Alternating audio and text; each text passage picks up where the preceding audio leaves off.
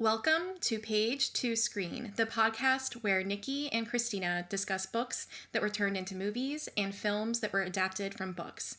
As always, we do remind you that spoilers lay ahead. Now, we invite you to decide with us the age-old question, which is better, the book or the movie?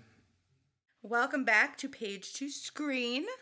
Joining, as always, is the very late to the Darcy game, Kristina. Hello, Nicole. How are you doing? Oh, me? I'm just lovely. Ever so lovely. I'm so glad I can make it because I was quite busy with my pianoforte lessons. Oh, you are so accomplished. I am a changed woman, Nicole. A change has occurred in my life that I didn't know I needed, but oh boy, are we better off today than we were a few days before. I mean, what have I been telling you? I know. For like years. I know. I said it's a pretty big Leo energy to start watching the BBC Pride and Prejudice starring Colin Firth and think, why the fuck didn't anybody tell me to watch this? And you've been specifically telling me to watch it since before I was an adult. Yeah. Decades. Yeah. Of everything that we've ever read and done, the one consistent thing has always been me going, have you finally watched the BBC version of Pride and Prejudice? And you'd be like, no. No. I'm like, okay. Guess I'll just try again later. Now's a good a time as any to introduce what we're talking about. A mammoth. We are talking about the novel Pride and Prejudice, written in 1813 by Jane Austen. I think you might know it. You may have heard of it. It's a little bit of a biggie. Surprise. But we are comparing that with the 1995 BBC version, Pride and Prejudice, that is a mini-series, so multiple episodes. Yeah. But yeah, this is a big one. I mean, we've already sort of done it on the podcast, which is super interesting. We have already talked about Bridget Jones's Diary, which is a pseudo modern retelling of Pride and Prejudice. But now we've got the real deal, baby. And Colin Firth is on this ride as well. Yeah. Now, for the book, is this the first time that you're reading it, or have you already read it before? I tried to read it before and never actually finished it because, you get to some parts in the book. I will be the first one to admit this. You get to some parts in the book and you're just like, okay. It's like, oh, okay. But, I always tried to power through, and I don't think I ever really... I think I might have been too young the first time I tried to read it. Yeah. And I was like, ugh, whatever. Reading it now, though, was what I needed in my life. Yeah. Especially after reading Emma. Yes, for sure. So I thought I had never read this book, but I had read Pride, Prejudice, and Zombies. So I thought, well, I basically got it. And then I actually listened to an audiobook, and I did the audiobook version with Rosamund Pike reading it, and she was great. So if anyone's interested in seeking out the audiobook version, I do recommend it. She did a good job. But I started listening to it, and then I went, you know what? I have read this before. And I think I read it in high school, and I feel like I read it under duress. Oh. I don't think that I really enjoyed it. And I also, after reading Emma, I was a little nervous about reading it because I didn't enjoy Emma as much as I thought I would. And I also didn't really enjoy Little Women as much. So we don't talk about Little Women. I worried that perhaps my enjoyment of these types of books was not as strong as I thought. But then I really loved Pride and Prejudice this time around. And I actually think that there's a lot of nuanced, very adult, very mature themes that occur in the book. And like the characters of Elizabeth and Darcy, I don't know if you can really appreciate them when you're like an adolescent as much as you can as an adult, because there's so much more to it that I don't think I would have picked up on as like a 14-year-old. Oh yeah, I if I were to go back in time and reread this, I'd be like, that guy is so rude and just like, why? What? Boring. Like, you should be with Mr. Wickham. Oh, God. Don't go with Mr. Wickham. You should be with Mr. Wickham. He seems fun.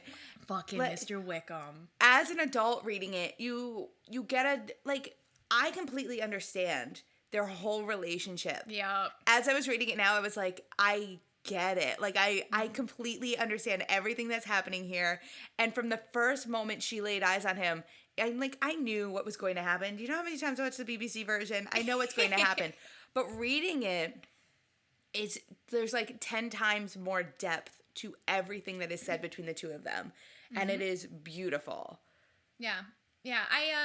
I think that the beautiful part about their relationship is it feels like both of them feel like they're in the outsides of society and outside of what their families and friends think that they should do, which in the most ironic way makes them do what everybody wants them to do, you know?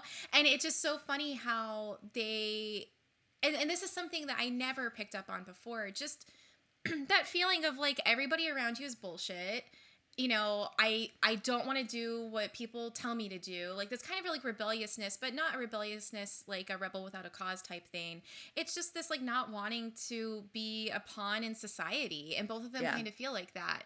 And like Darcy, I always thought was sort of an asshole. And I never really understood Darcy. But he's not an asshole. He's actually just like a soft person inside. It just, he's over everybody's shit. Yeah. And doesn't really want to play around with people. He doesn't want to go to the club. He doesn't want to do an escape room. He doesn't want to, you know, hang out at brunch. He just wants to do his thing, and I get it. Yeah. Do you know what reading this, because like when we read Emma, I got bored. I did too. I got really bored. And I appreciated reading this after Emma because the parts that bored me in Emma were not present in this at all. This was perfect. But it gave me, I want to know, did you get Beauty and the Beast vibes too while you were reading this? I did get Beauty and the Beast vibes. And I saw something with Belle too. It was like on one of these like stupid Disney things, and I was like, you know what? There's actually some there's some comparisons you can make, even with like Gaston and Wickham, like how like the guy that you would think is the cute guy, like the one that, and then the differences between the two, like one's like the dark one and then one's like the hot young one. There you go. Yeah. Done and done. And it was so funny to me because it was like, I had never picked up on that watching this in any visual format. I've always just watched it as straight Pride and Prejudice. And then as I was reading it, I was like, I'm sorry. Wait, what is going on here? Especially because the part that got me thinking about it too was every time Mr. Collins came to the house and all the girls wanted to avoid him. And all I could think of was when Bella's singing Madame Gaston, his little wife. I was like, Madame Collins. I was like, oh my God, it's Beauty and the Beast, and it's been Beauty and the Beast the whole time.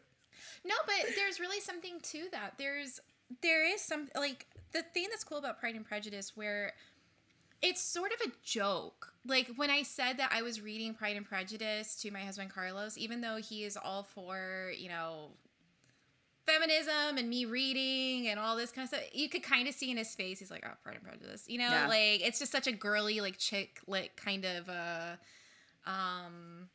you know, a lens over it. But there's something very honest and true to the center of the story that I think resonates. And it's just so fucking good. It's sort of like a Dracula. It's just like, there's a reason why it's a classic, because it's got this center of like these characters and conflicts that I think you can see echoed throughout a lot of different stories that are similar. Like, there's a reason, like this ran so everything else could soar.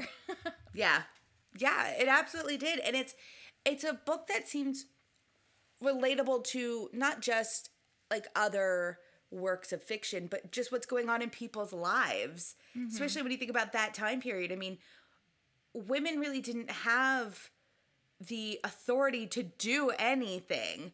No. So especially when she goes to visit the aunt and she's like, all your sisters are out in society.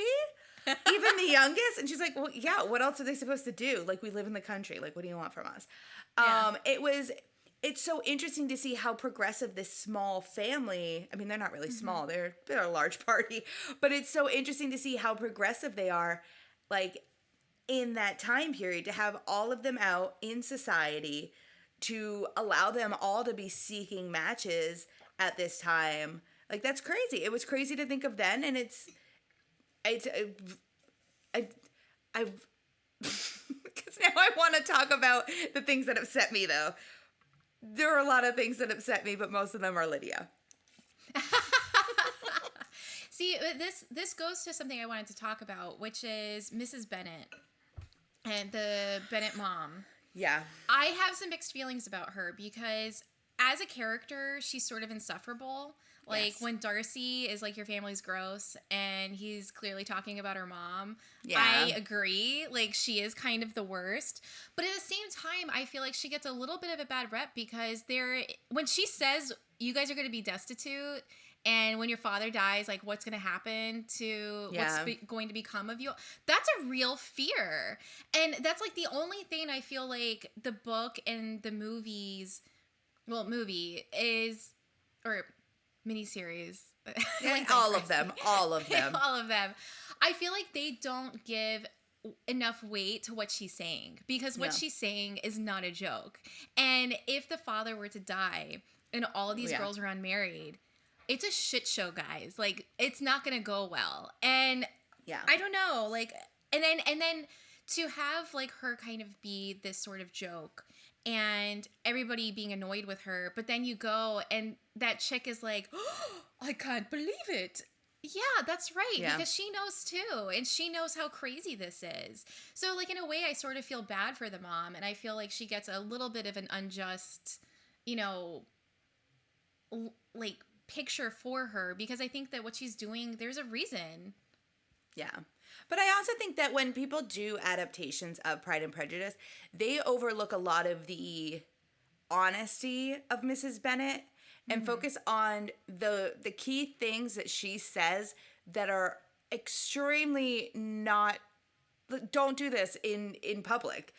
Yeah. They're at a party and she's like, oh, a great match indeed. This will bring all the rich men to my house. And it's like, no, don't say that out loud. And then when they're like, oh, Lydia ran off and she is completely distraught, that's how you're supposed to feel. When they find out that Lydia is going to marry Wickham after living with him for like weeks on end, and she's just like, oh, well, we need to get to her house in town and she needs all the finest clothes. No, what she needs is a good talking to. Yeah. Mr. Bennet is definitely the Bennets together, Mr. and Mrs. Bennet, both have flaws. Fatal flaws.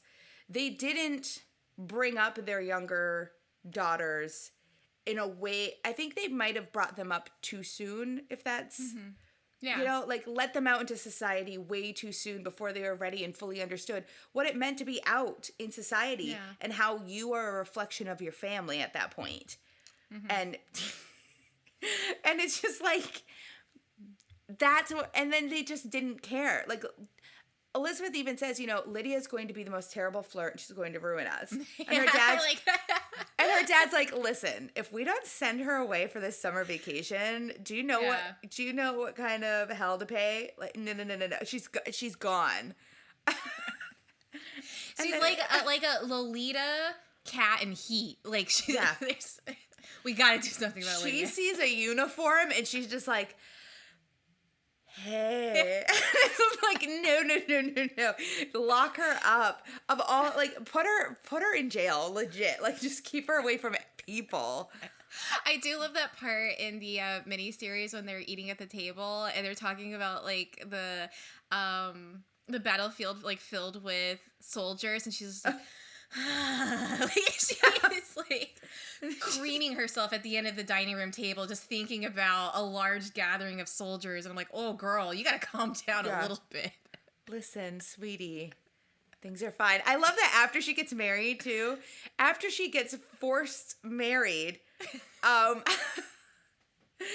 she's like, well, I'll come back to town for balls. I mean, there's so many men I want to dance with. It's like, no, you're married. You're married. You have one man you dance with for the rest of your life. Tell Denny to go away. You're married. Girl was born with like 5 sex drives, and someone needs to maybe put a couple out of business because it's gonna cause her some problems. She's got a. I'm so glad she went to the north. She's nuts. She's absolutely nuts. And she doesn't own up for any. The thing that drives me nuts is she does not understand the repercussions for her actions. And you know that from when they show up at the house, everyone's mad at her. No one's congratulating her and calling her Mrs. Wickham. Everyone's really mad at her for doing what she did to the entire family, bringing down them in the entire social structure because everyone in town knows what happened. And then she's just like, well, I mean, it was going to happen. The wedding was going to happen. I mean, I guess it had to happen then. I mean, I don't really know. Like, we were just planning to get married. It wasn't like we weren't going to. Oh, my God. And it was like, what? She's just completely oblivious. I don't advocate for physical violence, but you want to slap her in the face. Yes. Yes. If I could Elizabethan slap anybody, it'd be her. Just take a little lace glove. Yeah. That's what she deserves. I just want to shake her. Just shake her really hard. You know what I mean? You know what I wanted in that moment? I wanted a mommy dearest moment. Oh, God. I just wanted, listen, that girl needs some Jesus. That's what she needed in that moment. They should have sent her away to live with Mr. Collins. That's what they should have done. Could you imagine? That is a hell on earth for her. Yeah. But you know what? She deserves it after what she did to everybody. With Lydia in mind, the way she acts, and how polar opposite she is from Elizabeth, I think that the cool thing about having so many women, like the 5 sisters and the mom, it's like you're seeing this thing in society where women, I mean, that's what they got to do. You got to get married. That's like the goal in life, is to establish some sort of marriage for yourself. You see like varying representations of women. You see the woman who doesn't really care. You see the one who is the matriarch. You see, like, the sisters give, like, a nice, I think, palette of different personalities without being so, this is the cute one and this is the smart one, like Little Women. Like, I feel like these are a little bit more natural appearing, and there are overlapping traits in their personalities that make them feel very relatable. Yeah. I feel like the traits in Little Women were their personalities. Yeah. Whereas this is like the complete opposite. I'm glad you brought that up too, because I was getting a lot of like, Little Women vibes when they have like, they talk about like, here are all the sisters, but they do everything. There's not one sister who writes and one sister who paints. It's not like buying a Barbie doll and you have astronaut Barbie and all she does is go to the moon. Exactly like that. Malibu Barbie. Like, there's no Malibu Barbie. Yeah. There's everybody does everything. Yeah. And Lydia does a little too much of everything. But everybody does everything. So, yeah, they're more, I feel the family in Pride and Prejudice, everybody in Pride and Prejudice really, is more grounded in reality than Little Women. Yeah. Are we going to make Little Women fans mad again? It's not that, I think Little Women has its place, and Little Women wasn't bad. It's something that, it's not my favorite. I won't seek it out again. And the movie was good. I mean, we both liked the movie. Yeah, I love seeing Florence Pugh with all those children. She looks like a little kid, but not like that kind of little kid. I mean, she could pass for high school, not elementary school, you guys. It was really absurd. It was quite absurd. I don't know. Oops. Oh, now I got us talking about Little Women. But that's neither here nor there. We did that 2 years ago. 2 years ago, Kristina. Can you believe it? Oh, my God. Oh, my God. I'm so glad we're not doing it again. Anyways, so...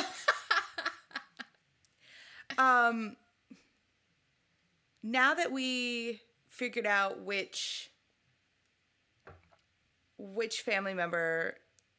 Wait, which family member do you think is the worst, actually? Let me ask you this. Lydia. Okay, good. Same. So now that we figured out that, which family member is actually your favorite?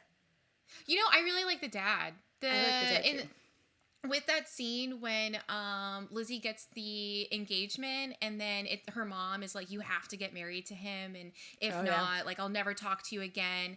And then when her dad is like, well, you're going to have to pick parents that will not speak with you, because if you say yes, I will not speak with you. I love when he does that, and how, like, in doing that, he gets the ire of his wife, and she's just, like, livid.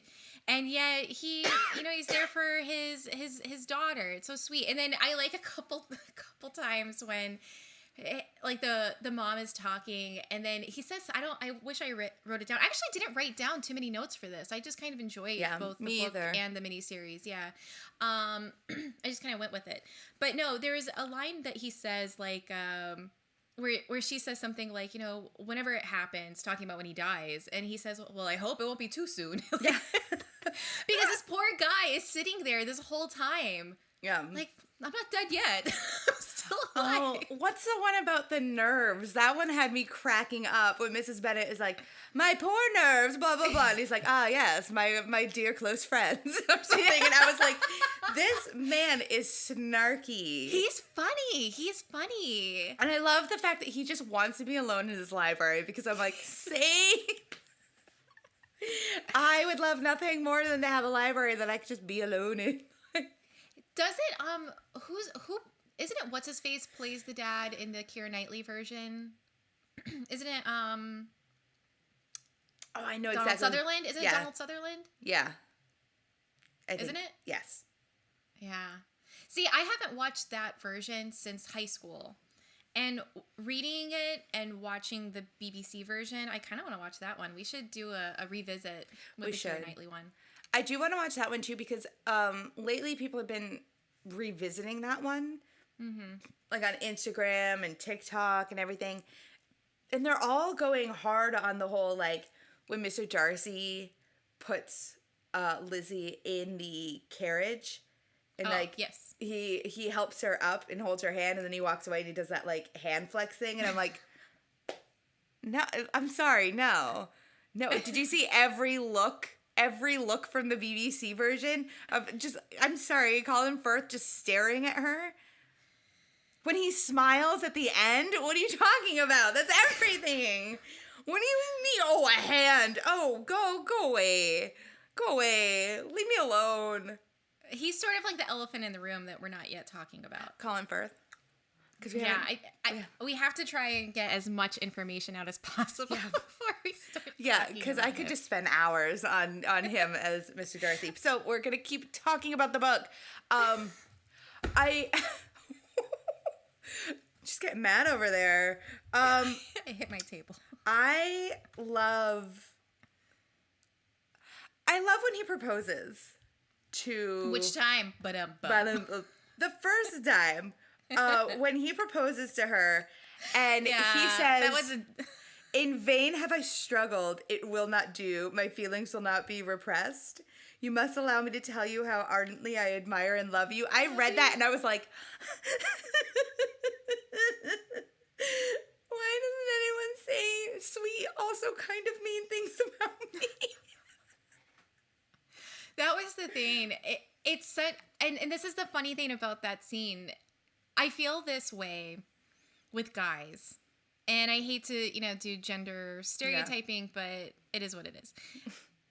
Like, sometimes with like, men I know, I hear them doing something, and then they say something stupid, and I'm like, oh, sweet baby boy, you had the best of intentions. I love you. You tried to do the right thing. Boy, did you mess up with the way you said that. Especially when they talk to women. It's just like, did you not think about, what you were saying as you did it? You know what I mean? Yeah. And with Darcy, it's just so funny because we're hundreds of years later and I'm reading what Darcy said and it's the same problem. It is. Like, you're not a bad guy and you're trying to do something that's awesome, but he just did it in the stupidest way possible. He really does. He really, really does. Because the best part about that, too, is that he treats her like crap. Like, he talks about how she's not handsome. She's not... She's from that family. They could never be a good match because her background is awful.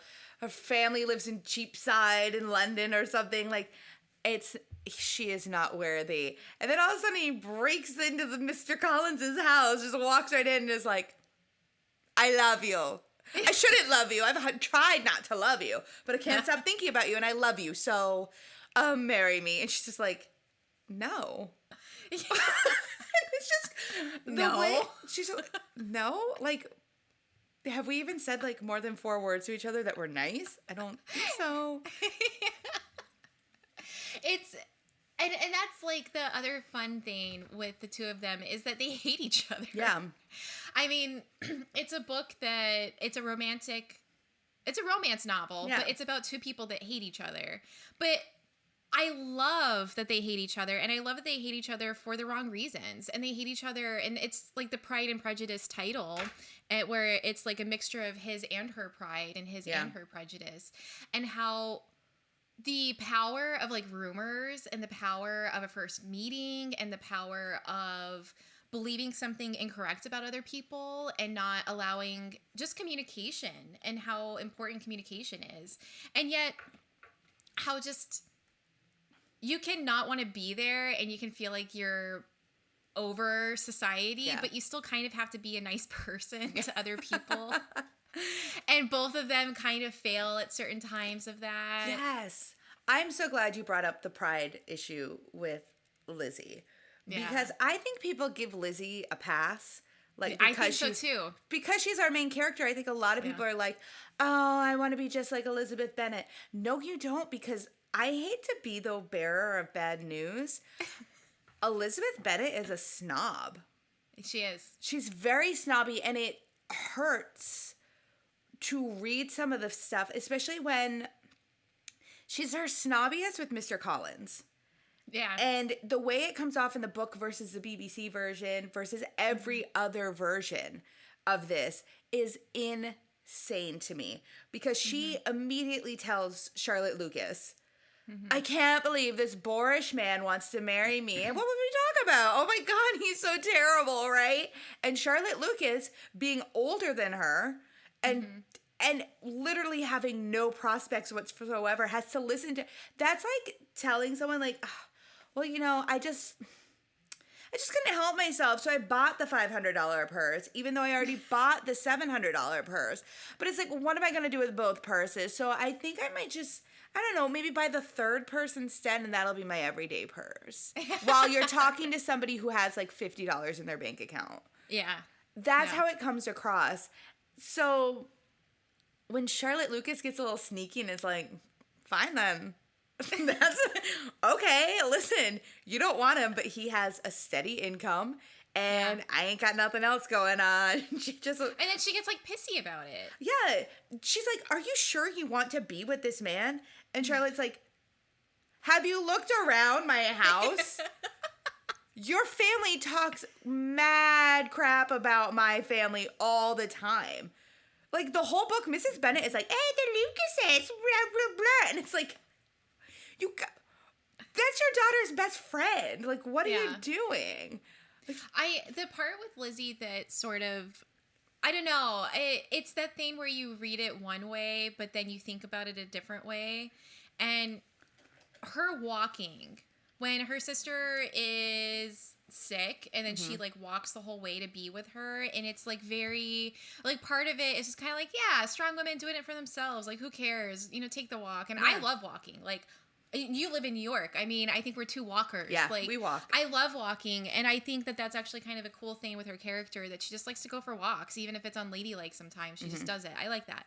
But think about how Mrs. Bennet that is, and how this whole family is a family of women that do whatever the fuck they want to do, whenever they want to do it, and it doesn't matter how people are going to think about them or how it's going to affect the other women in the family.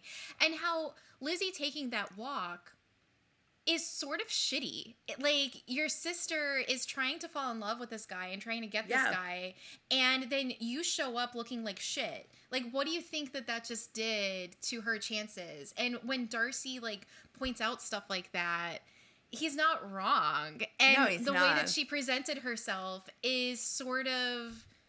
I don't know. Like, I wouldn't... I like walking around my neighborhood, but guess what? When I do that, I'm all red. I'm all, like, sweaty. I look disgusting. You've never seen me like that, Nikki, and you never will. Because I don't look good. The last thing that I would do is go, like, okay, I'm going to go for a run to Nikki's... I think Jesse's going to propose to her soon, so I'm going to go say hi. No! Yeah. You look like shit, Kristina. Don't go do that. It's like... When it comes to the Bennets, all of them think that their way is the right way. Right. And everyone else is wrong. And then when people don't understand their way, they double down on kind of being terrible.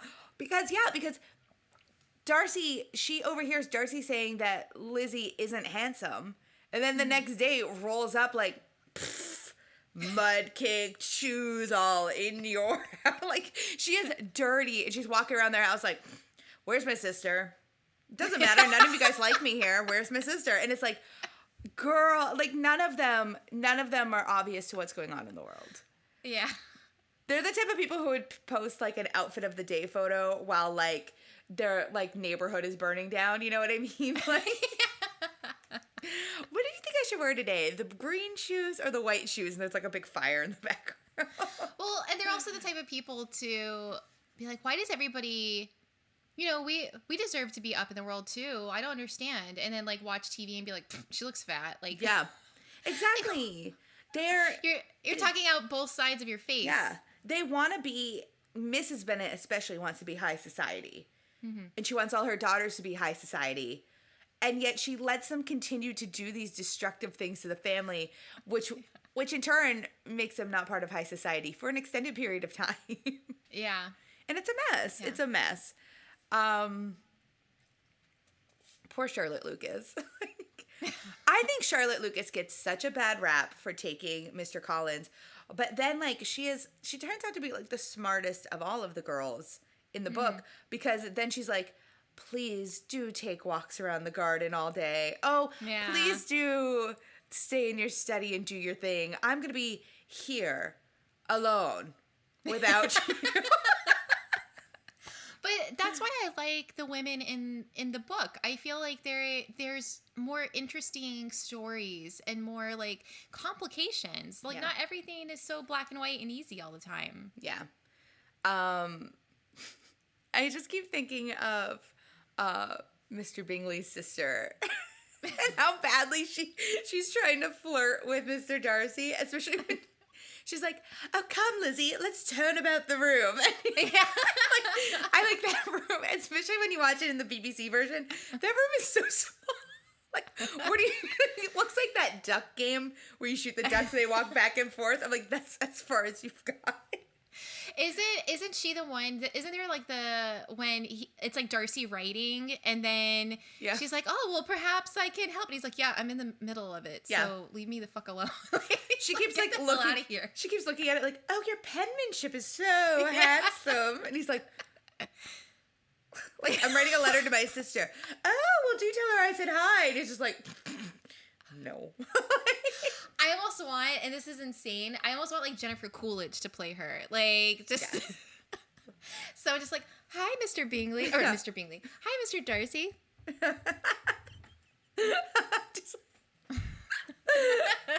Oh, Darcy. She's nuts. I dropped my quill. Yeah.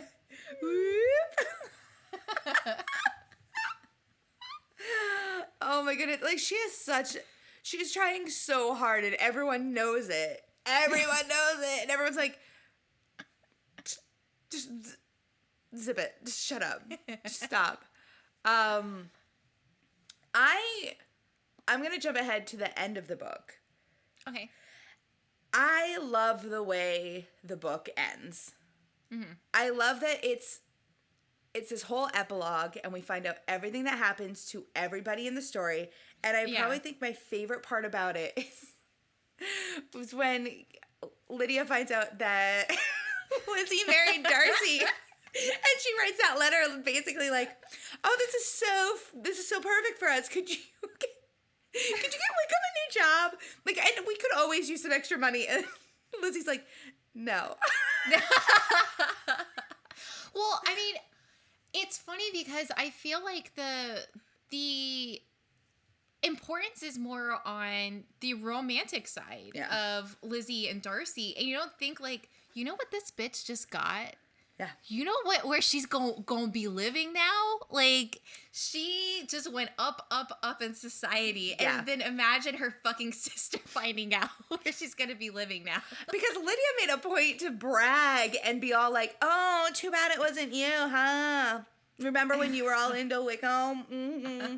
She even does that thing to Jane when she's like, "Jane, you go down. I'm married. I go first." And it's like, okay, do that then. Jane just married Mr. Bingley. Lizzie just married Mr. Darcy. So how much money do you have with Mr. Wickham? I bet your relationship's going real well. Mr. Wickham is sort of like the guy that everybody had a crush on in high school, but he also peaked in high school. So if you married him straight out of high school, sorry about it.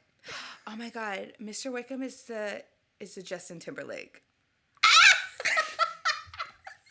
With his fucking leopard print carriage pulling up. He's definitely Justin Timberlake. He's the one that everyone was like, "Oh my God." And then we love him. And then like all that stuff happened with Janet Jackson, and now he won't come back together with NSYNC to do a tour, and he doesn't do anything at all, period, ! Except possibly, allegedly cheat on his wife. And everyone's just kind of like, "Wow, you are trash." That is Mr. Wickham. Okay, when you said Justin Timberlake, my dumb squirrel brain heard Justin Bieber. Which is why I said a leopard print carriage. I think Justin Timberlake would also have a leopard print carriage. And then you mentioned Janet Jackson. I'm like, wait a minute, that wasn't Justin Bieber. That was just It's been a long day. It's is 12 o'clock. Yeah. It's been a long morning day. Just finished.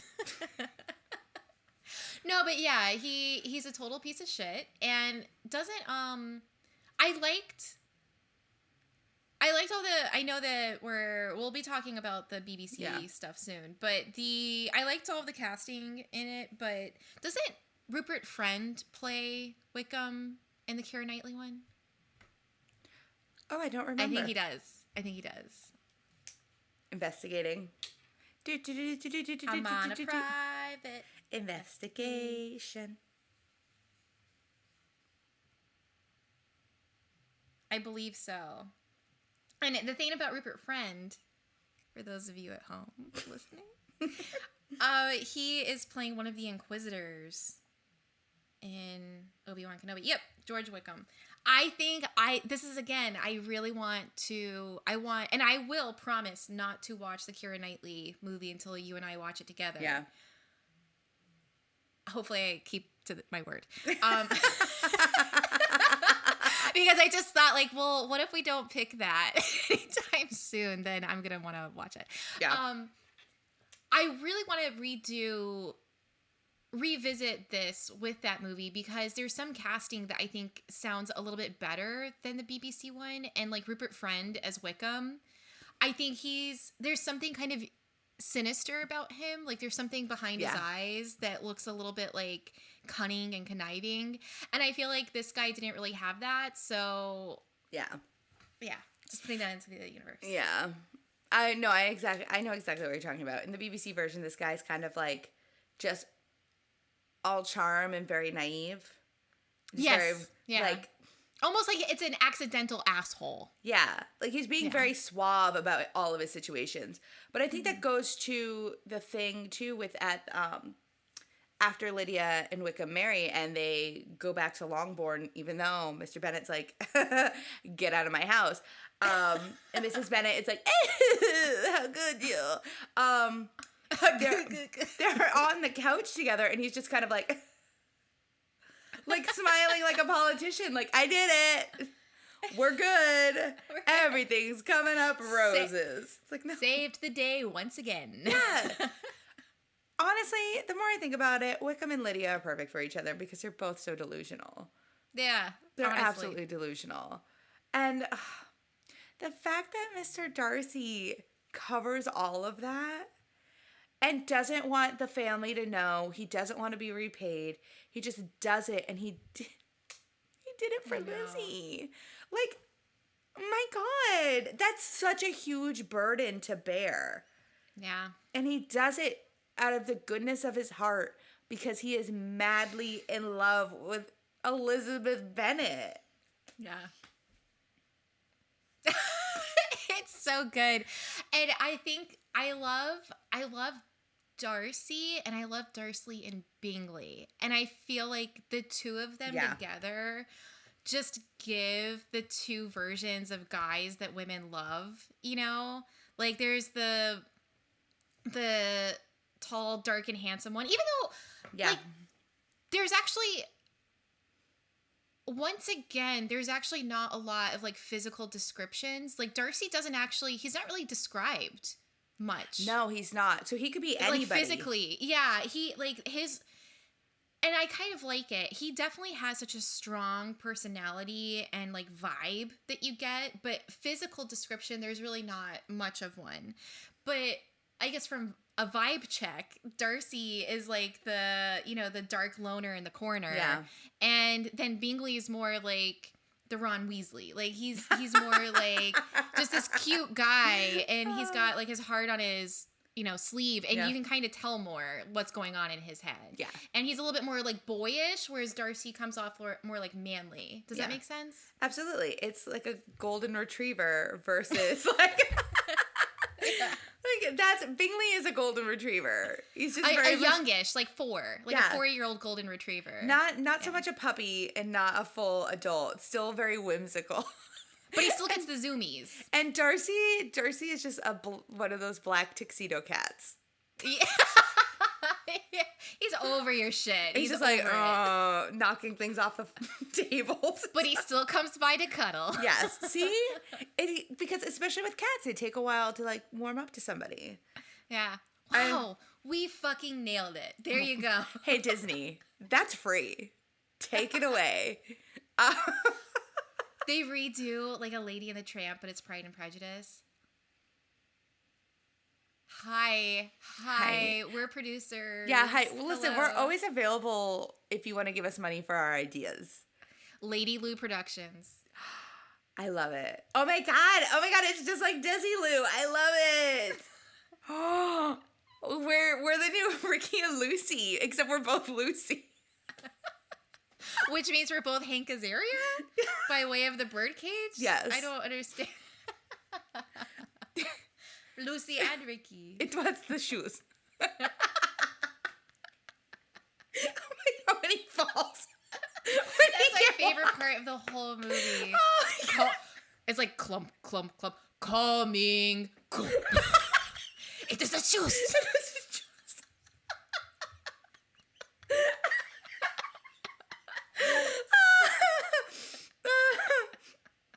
I want to talk about one more thing in the book, one more Darcy moment. And that's after Darcy and Elizabeth get back together. And they take that long walk out into the country, which, I mean, no one stopped them. They just kept walking. They take that long walk out into the country, and they basically get engaged without their actually saying, let's do this thing. And the next day, she's like, they're being playful and coy with each other, and she's trying to get him to tell her about when he actually fell in love with her. And his response, like, I had to stop reading for a minute because it was just like, oh my god. I know. I was like, hi. Hi, Mr. Darcy. I know you're married to Elizabeth Bennet, but like... Mr. Darcy. Hi, Mr. Darcy. What he says to her is, I cannot fix on the hour or the spot or the look or the words which laid the foundation. It is too long ago. I was in the middle before I knew that it had begun. No.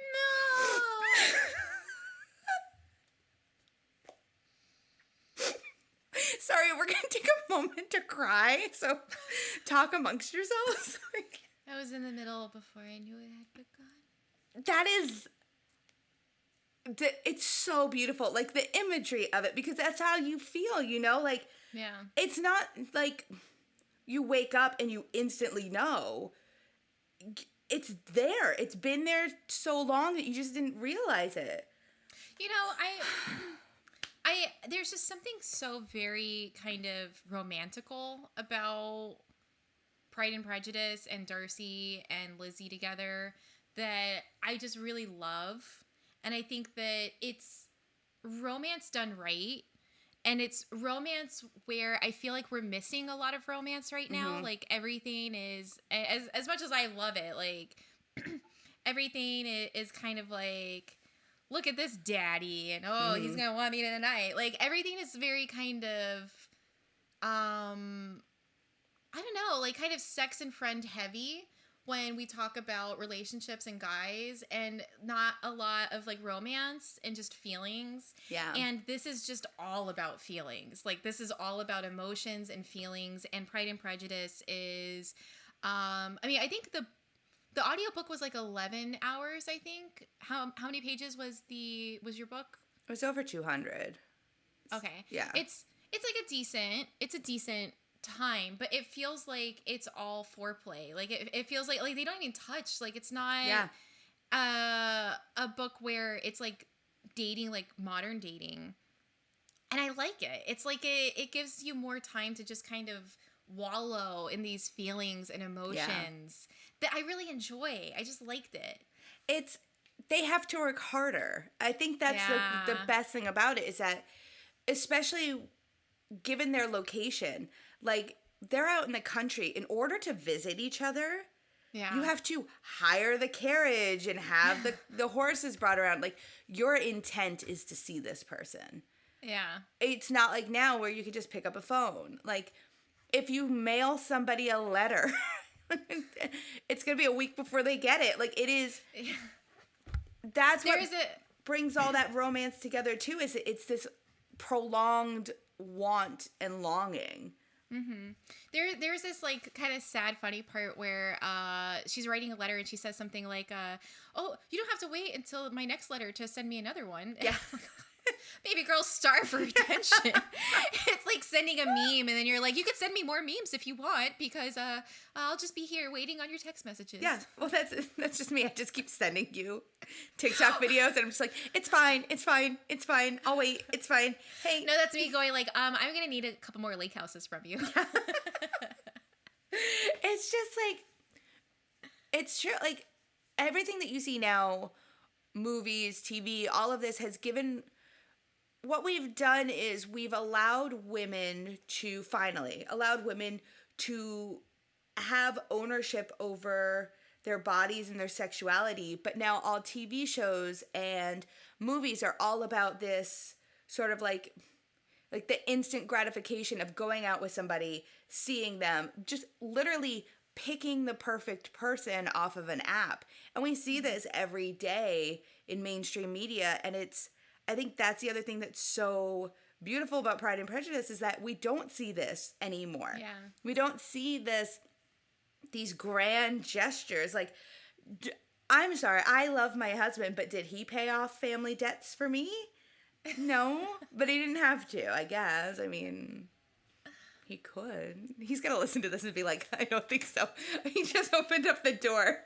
Working on He's working on it. Working on it. Aww. He's going to pay off my family debt. We're going to win the Mega Million one day, and then we're going to pay off all of our debts. It's not just about like the grand romantic thing. There's also, I mean, this is a big one. They get over pride and prejudice for each other.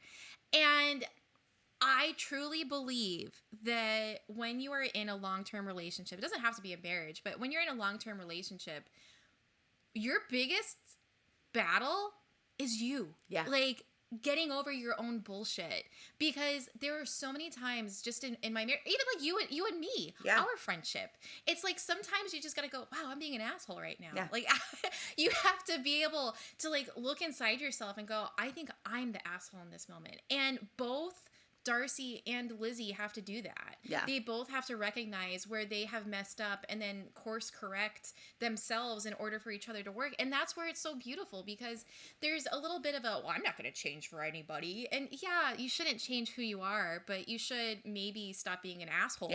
That's probably something you could change and you know, then be able to accept love. That's so beautiful. That's so beautiful. It is. It's very Beauty and the Beast. When they're feeding the birds outside, it's just like and he's isn't this? And then he thinks to himself, like, it probably was wrong for me to kidnap and torture her dad. Yeah, and then force her to stay in his place, and then deny her food. And then she's and like, also maybe yell at her a lot. And then she's got her own little Stockholm syndrome. Yeah.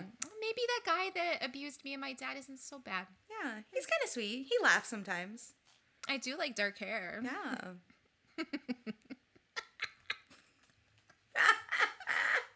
It's like dark curly hair. He's got a lot of it. Whatever. I don't see Gaston fighting off wolves, so I don't see Gaston with the castle. Honestly, though, the more I think about it, I wonder if Belle's whole thing with the Beast at first, before he turned handsome, while he was still hairy, was definitely a Mr. Collins and Charlotte Lucas situation, because she was like, have you seen this library? I mean, I don't have any other offers except from that illiterate guy in town. It could work. You know, on second thought, let's just change the lighting in this castle, and you're not so bad. You put up some non-blackout curtains, and everything's fine. I mean, sure, I'll get over the talking furniture at some point. I promise. The toilets have got to go. Yeah, listen, I'll poop in a hole before I sit on that thing. And not a hole from something built in here, because I know that's just going to end up talking too. I'm going to go out in the woods. I'll build my own. That poor toilet's like on the Flintstones. It's a living. Like,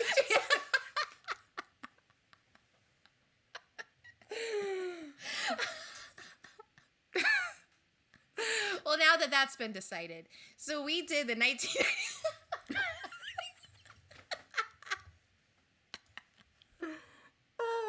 No, that's a great segue. We can, begin the begin. Begin the begin.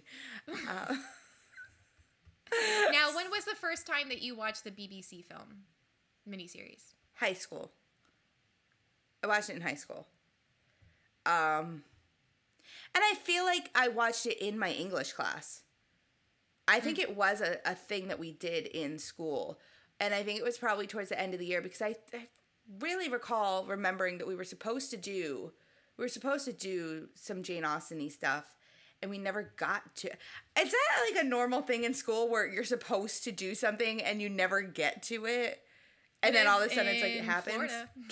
All of a sudden at the end of the year, they're like, here's all the movie versions of all the things we were going to do. Take a look. I mean, here's the crazy thing. I've talked to people. We read excerpts. We read a lot of excerpts, okay? We were given, like, here's portions of chapters.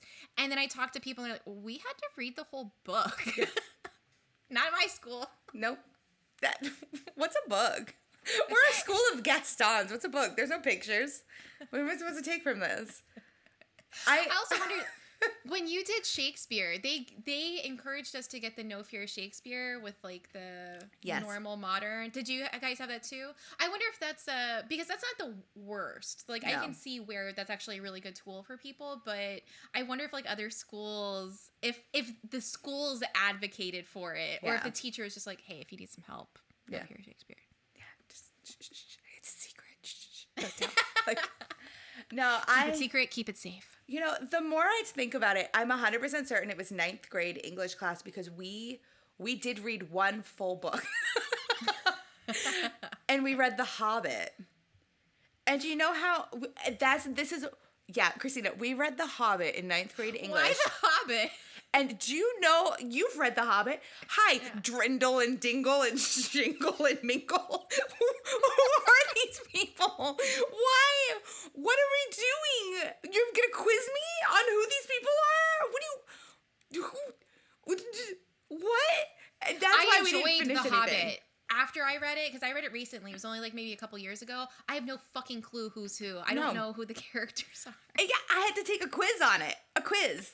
An actual, honest to God quiz. I was like, who helped so-and-so do the so-and-so? And I'm like, pass? Like, what do you mean? Dingle, Shingle, Kindle, or Diddle. Yeah. But I'm pretty sure that was the class where we were supposed to do Jane Austen, and we didn't get time because we spent so much time trying to figure out who Dingle and Shingle and Minkle were in The Hobbit. Like, that Hobbit thing lasted us like 6 months out of the whole school year. That seems like a waste of a class. Yeah. Hi, I'm a graduate of a high school in Florida. Can I do math? If you listened to the last episode, no. Sometimes, like, I also had this the other day. Like, I mentioned that I had been in honors classes in high school, and then I thought, well, in Florida, though. I shouldn't brag about being in honors because it was in Florida, so I think that might just be a normal class in another state. Yeah. I was also all honors. I was honor roll, like, every semester. But yeah. You're still on a roll. Yeah. But in Florida. I feel like that needs to be like, congratulations, you graduated high school. And then in the an asterisk at the end of your diploma that just says, in Florida. In Florida. Just let the people know. Well, this was my first time watching this. Yeah. Yeah, I know, Kristina. Can't believe you waited this long. Me neither. It's great. It's perfect. It's not perfect. It's not perfect. Nikki just got deflated and frustrated with me. She looks so cute. I'm just drinking my water. Keep talking. And I'm like, it's not perfect. And she looked at me like, keep talking. Keep talking. No, just go. Tell me what's up. Hi guys, the podcast is over. Bye. This BBC thing, this miniseries is great. It's 1995. It's weird because it's sort of like, it's definitely 1995, but also surprisingly not 1995. They actually did a decent job, like, making it look pretty. And that's probably, like, my biggest gripe about this movie is it's too pretty and it's too precious and it's too kind of all floral and dainty and ladylike. And I think Lizzie's a little too sweet and pretty and nice, and they changed the era, which sort of bothers me. And they gloss over certain things, and it kind of almost becomes a little bit of, like, fanfic. Like, there's so much Darcy. It's pretty fucking clear that when they adapted the book, Darcy was number one on their list of what needed to be in here. I'm not complaining about it. But it's not perfect, but it's damn good. It's damn good. Yeah. I mean, I will agree. As much as I enjoy this, I do think the Elizabeth could have been somebody else, a little bit rougher around the edges. I don't mind the actress, but I do think that they took a take on her I'm not a huge fan of. Yeah. But I like the idea of it being, there being so much floral around, especially at the end when she is meeting with Darcy's aunt and they're in this gorgeous garden just having this walk around, and she is just like, you're not going to tell me what to do. You can't tell me who to be with. If he wanted to marry your stupid niece, he would have done it already. And the fact that she's standing up for herself and being so strong and, like, stoic in such a feminine, like, light area, I'm like, the juxtaposition between that is perfect. It's great. Yeah. I love all the houses. I really do hope that Colin Firth got to keep all those paintings of him. Oh, he did? I didn't know that. No, I'm saying I hope he did. Oh, yeah. No, I love the paintings. I love that part too. I think that there's something really sweet when you are in love and you are really into someone and then you have moments like that where they're not even there, but you kind of admire them in like their absence, you know? Like I think that's such a precious moment, and it's really, when he said like, you know, he's in the middle and he doesn't know where it started, I think like that's her middle point. That's like when she's like, oh shit, I'm in trouble. I'm in big trouble because I love this guy. Well, especially when her and her aunt and uncle ride to Pemberley and they see it for the first time, and she was just like, no. Like, what have I done? But that said, this was something I wanted to talk about with the book, and I'm going to talk about with the movie. How bizarre is it that that was just a thing that people did back then? Just drove up to big houses. Just like, knock, knock, knock. Can I take a look inside your house? Like, no. No. Actually, you can't. No, hi. You don't live here. Go away. It's so bizarre, and it's even like, it stresses me out even to think back when I was a kid, and people just show up at the house sometimes. Yeah. What? Yeah. What do you mean you just show up at the house? What do you mean? If someone showed up at my house uninvited, I would, would just crouch down away from windows and doors and just be like, don't come in. I'm not home. I'm the person that I was at Whole Foods one time, and I saw someone who used to be friends with an ex of mine, but he's a good guy. He's a totally cool guy. And I was standing in the produce, and then I saw him, like start to turn, and I hid behind the bananas. And because I was in yoga pants. I didn't look great. I'm like, this is not the meet and greet moment of today. This is not going to happen. And to think that someone could just walk up to the door, I'll hide behind the proverbial bananas again. It's not going to happen. And see, that's what I love about the stupid Darcy swimming scene. Kristina liked Darcy swimming too. But what I like about it is after he swims, like it's not the Darcy swimming scene, I think gets a lot, like really bad flack because everyone's just like, oh, it's just sexualizing Darcy. It's not though. It's definitely not sexualizing him because it's him in the grocery store in yoga pants. He is walking on his own ground, but he is, you know, every time we've seen him, he's so regal and very like stoic. All of a sudden he's like, his shirt's untucked, he's dripping wet, and he sees the woman he's madly in love with, and he's like, where are the bananas? Where do I hide?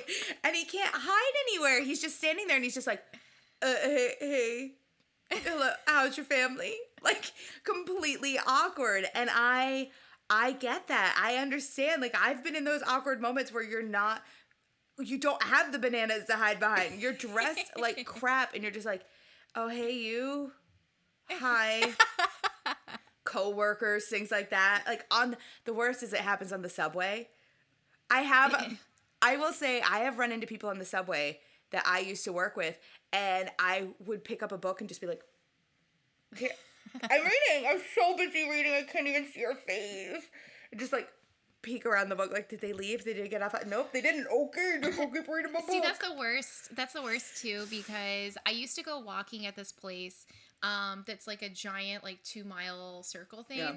And the problem though was that when I went walking there, if I saw someone that I knew, you would just keep running into each other as you did your walks. Yeah. It was hell on earth. You can't escape. And to be locked in a subway, you're basically locked in like a hot dog with someone for I don't know how long. Yeah. That's miserable. Yeah. And that is Mr. Darcy's swimming scene. Everything that could go wrong did go wrong for him in that moment. And I love it. The first time I watched it, I was like, this is not, why are we doing, what is the point of this? You know? And then after, like, especially after reading the book and seeing, like, how he's still embarrassed in the book that he just runs into her, but to heighten that embarrassment by making him be dripping wet, I'm obsessed with it. Like, it's so relatable. It's relatable, and it also goes into the idea that she thought she knew this guy. Yeah. She knew his number, she understood everything about him, and she is just repeatedly having to be faced with the fact that she doesn't know him at all. And the image of this guy in her head was wrong, and having to get over that. And then, she has that moment where she looks like shit after walking there, and then now she sees him, in his like dirty phase, and I don't know, it's cute. I like it. I don't. It's like an addition, but I like it. Yeah, I like it too. We get to keep it. I say yes. Yes, all versions should have this one scene. Thank you, please. Moving forward. Even the one that we're doing with Disney where he's a cat, that makes it funnier. He falls into like a he can't get out. It's just like his fur's all over the place and he's just like I cannot wait to see this animated movie. Thank you so much, Disney, for partnering with us. No, I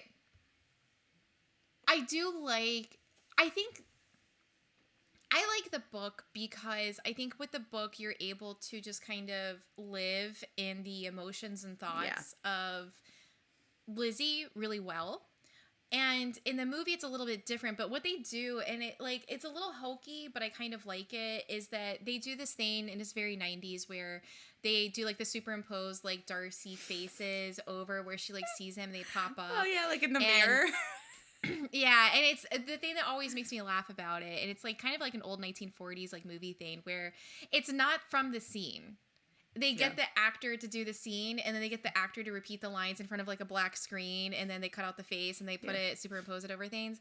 And so it's like a different delivery, which always makes me laugh a little bit, but I actually kind of liked it because there's the part where she's traveling, and then she just like looks out the window and she's hearing what he said to her when he proposed to her. And I thought that was kind of cute. It's just like he's always on her mind. She's on his mind. It's sweet. I like it. But how long is this movie? Is this months? Is this weeks? Is it years? I don't know. I think that the series follows the book, and I think the book is a year. Because when Bingley comes back, when he comes back to Netherfield, they say that they didn't think he was going to come back for another year. So I think it's 1 year's passed. I don't know. They keep saying like, oh, I don't think we'll see you for another 12 month. I'm like, what is that? Just say a year. Like, what are you talking about?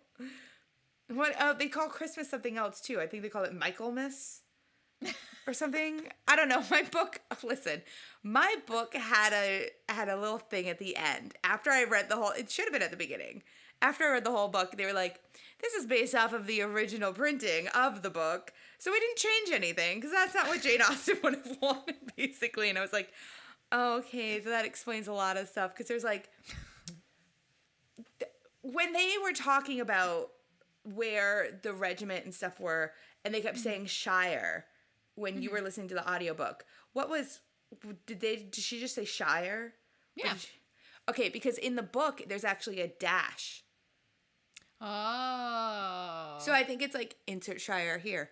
Like choose your own. That's bizarre. That's really weird. Yeah. So like there were different things like that where it was just like dash Shire. And I was like, did I just pick my own? Like Davishire? Like the Hobbit Shire? I'm so sorry, but back in the day, a crow ran off with chapter 12. So that is also missing from your book. Like, surprise! Okay, I appreciate the accuracy, but let's fill in some gaps here, guys. Can someone please tell me what happens? Cliff notes. I wish the Mr. Collins in the BBC version was a little bit more gross. He's honestly, Collins is my... Aside from the time era change, he's my biggest problem because as much as like Collins, like, I don't know, I felt like that whole storyline and his character is like kind of important to the book and really necessary. And all of that was super downplayed. And I know that a lot of that stuff is like less in the show because they want more Darcy, which is great. But I felt like, I don't know, I didn't really like that change. Yeah. I wanted to be more of a leech. Like, I wanted to be more awful. Because you really want to hate him. And when you see Charlotte Lucas with him, you want to be like, okay. Okay, then. But they didn't give us an actor that was super leechy. He was just kind of like weird looking. It just wasn't. He just looked British. Like, I don't know what to say. I felt like how, what do you feel with just on like a technical level, like the production value with this and how they did everything? For the time period, I would say it was top-notch production value. I agree. Yeah. But looking at it with the lens of 2022, I would say that it's very low budget compared to what we have now. And I could see them trying to do, oh my God, Kristina. The BBC does Pride and Prejudice, and Colin Firth plays Mr. Bennet. Oh my God. You either die a Darcy or you're living up long enough to play the dad. Could you even? I would die. That's so good. Or we do it again and Colin Firth comes back and still plays Darcy. Would watch, 100%. Daddy Darcy. That's who he is. Would 100% watch. He could still do it. I know he can pull it out of the bag at the drop of a hat. He is Darcy all day, every day.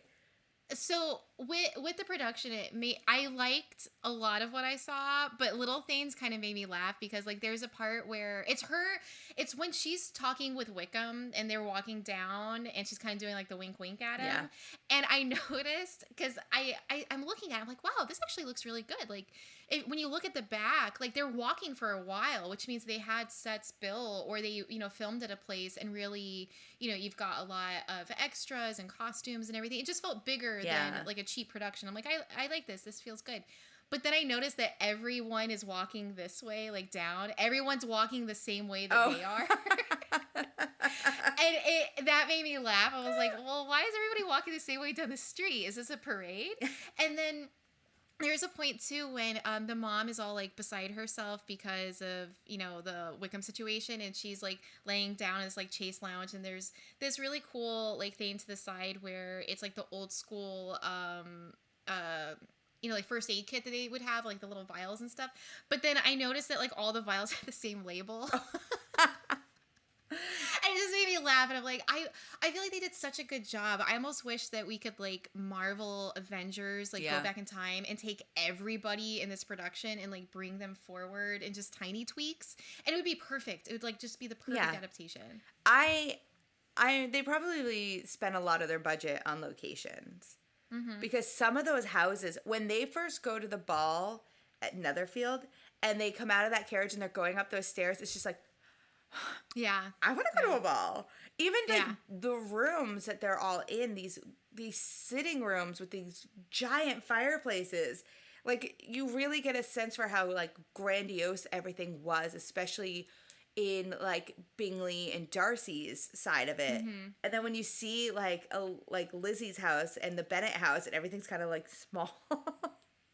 Which is funny because part of me, when you see the big estates and you see like those giant rooms with like all the pillars and portraits, like God, I would love to just be there and walk around and stare at everything.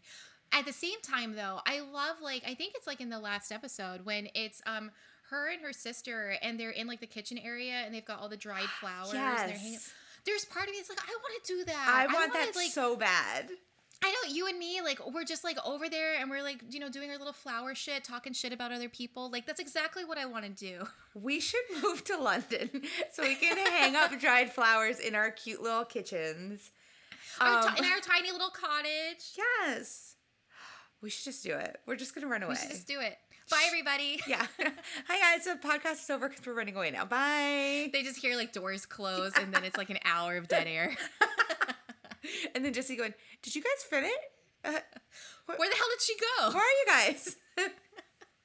I leave a Lydia style note like, if you can't tell who I ran away with. God, everything about her annoys me. I do love in the BBC version that we do get to see when Darcy found them. My God. The drama. I loved it. I love the fact that she is still so child. Like, you can already tell, because they don't do like the whole epilogue-y thing like at the end of the book, but you can tell that there is so much friction between the relationship with Wickham and Lydia in that one moment when she's like, "Oh, you'll never guess who's downstairs. How crazy is that?" And he's like, "Well, who is it?" And she's like, "Oh, you'll just never guess." And he's like, "Just tell me." And she's like, "It's Mr. Darcy." And then you see his face go like pale. Well, I mean, Darcy is like the Batman avenging dumb young teenage girls. Yes, he is. He's got experience. And I love that part too. This is like the thing that, you know, it's a visual medium. It's show don't tell. So a lot of the stuff that you see in the BBC one, you don't see that in the book. It's like you hear about it. So it's not like a scene that you get to live within. It just, you hear about it. But all that stuff you actually see, and I love it. Me too. And when he saves the like sister like early on from Wickham, and she only like 13 or 14 Yeah, or she's something? like 15 years old maybe. Yeah. 15. It's kind of gross. It's sort of sick. It's like sickening what Wickham does. But Darcy's such a hero. Yeah. And he saves her. And then he does it again later. He's so good. Darcy is such a good person. Oh. But he's so good that he doesn't even want attention for it. That's the best part. It's funny because they talk about going to church too in this book. Mm-hmm. And he's really living by those like Catholic kind of like values, like you don't brag about what you do, and he never brags about anything. Is that a Catholic value? Well, yeah, you're thou shalt not, and all those things. The 10 Commandments. Brag. Yeah. Thou shalt not brag about thyself doing awesome shit. Basically, when you do something good for people, you're supposed to do it out of the goodness of your heart and not because you want something back. What? That's the whole thing. I was just thinking, I mean, like, the saints aren't exactly, like, talk a lot about the saints and what they did, you know what I mean? Yeah, no, wink, wink. But, like, the whole thing is, like, there's the whole idea that, like, you're supposed to just be a good person, and you don't have to brag about it. When you brag about doing something good, you're doing it for the attention, which means the whole thing that you did wasn't done out of the goodness of your heart. You did it for like kind of like malicious intent almost. You know what I mean? Like all those people who post on Instagram like, I just donated all this money and I just feel so good about myself. And it's like, did you do it because you wanted to, or did you do it because you wanted us to know that you did it? I saw something funny about this with GoFundMes and stuff. It's like anybody who did it anonymously did it for the right reasons, but they'll never know. And anybody who used their name did it for the wrong reasons, but they're going to get the thank you card. Yeah. So you're kind of like damned if you do, damned if you don't. And that's basically it. But with Darcy, he lives by those values of like, he's also so confident in himself that he's like, I don't need that. Yeah. And he never, the fact that he never wanted Elizabeth to know. Yeah. Because he was so worried that she didn't return his feelings. And he didn't want her to feel like she had to. Obligated, yeah. Just gonna sit in my feelings for a minute, you guys. But that's the thing, and he's respectful. He's just a good dude. He is a good guy. I mean, okay, wait, hold on. At the end, he's a good guy. Yeah. He's also trash for trying to tear apart Jane and Mr. Bingley. But he owns up to that. He does own up to it. Yeah, I fucking did. And guess why? Your family's shit. Yeah. And he's not wrong. He is not wrong. Lydia is trash.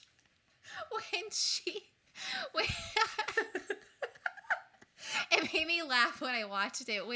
When she's reconsidering everything, and she's reconsidering what he said and did, and then it just flashes to her mom being obnoxious at dinner, and Lydia being terrible, and her own embarrassment of her family. And she's like, yeah, he's got a point, though. Her sister singing at the piano. Yes. And Dad being like, maybe someone else should. What if we get someone else to come up and play? Oh my God, that scene is hilarious too, because then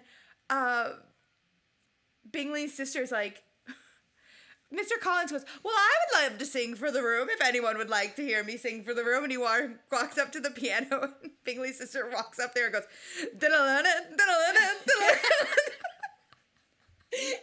And Collins is just standing there like, I will sit down at my leisure. That's what I love, though. Like, there's actual, like, funny moments in the book. Like, that part's a funny moment. And Lizzie has a lot of, like, she's kind of snarky but funny. Like, she has these, like, comments that are a little sarcastic. Like, you don't know exactly, is she trying to make a dig or is she just being kind of, like, accidentally funny? And I appreciate that. Yeah, she's very quick-witted. Yes. Like, that's what I love about her. She's so... I feel a lot of her in The Two of Us. Do you know what I mean? Like, we're definitely... If we were any of the Bennet family, we'd definitely be a mix between the dad and Lizzie.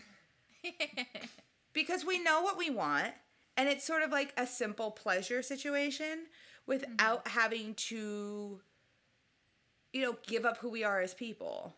Yeah. We're that mix, and that's a good mix.